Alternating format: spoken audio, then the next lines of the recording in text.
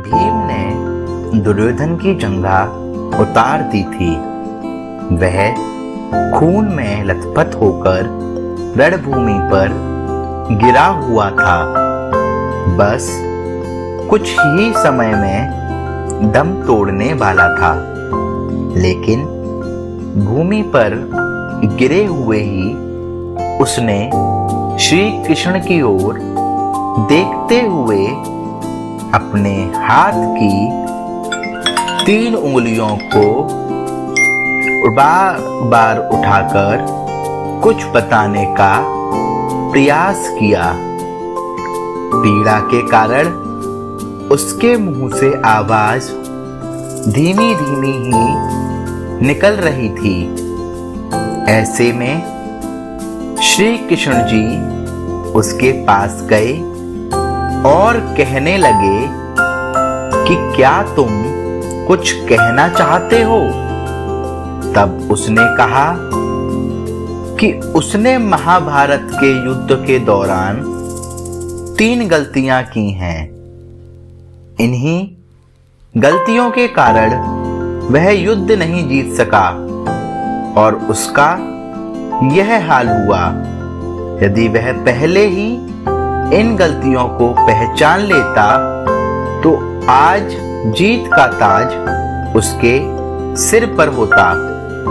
श्री कृष्ण ने सहजता से दुर्योधन से उसकी उन 3 गलतियों के बारे में पूछा तो उसने बताया, पहली गलती यह थी कि उसने स्वयं नारायण के स्थान पर उनकी नारायणी सेना को चुना। यदि नारायण युद्ध में कौरवों के पक्ष में होते तो आज परिणाम कुछ और ही होता। दूसरी गलती उसने यह बताई कि अपनी माता के लाख कहने पर भी वह उनके सामने पेड़ के पत्तों से बना लंगोट पहनकर गया।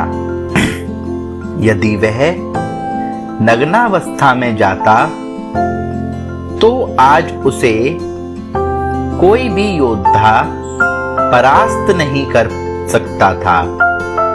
तीसरी और अंतिम गलती उसने की थी, वो थी युद्ध में आखिर में जाने की भूल। यदि वह पहले ही जाता तो कई बातों को समझ सकता था और शायद उसके भाई और मित्रों की जान बच सकती थी।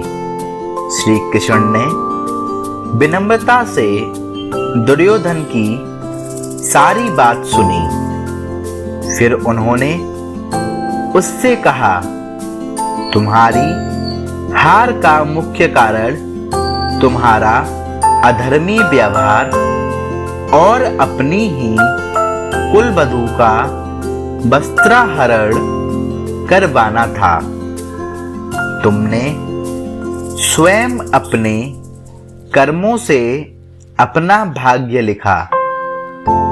श्री कृष्ण जी के कहने का तात्पर्य यह था कि तुम अपनी इन 3 गलतियों के कारण नहीं हारे हो, बल्कि तुम अधर्मी हो इसलिए हारे हो। यह सुनकर दुर्योधन को अपनी असली गलती का एहसास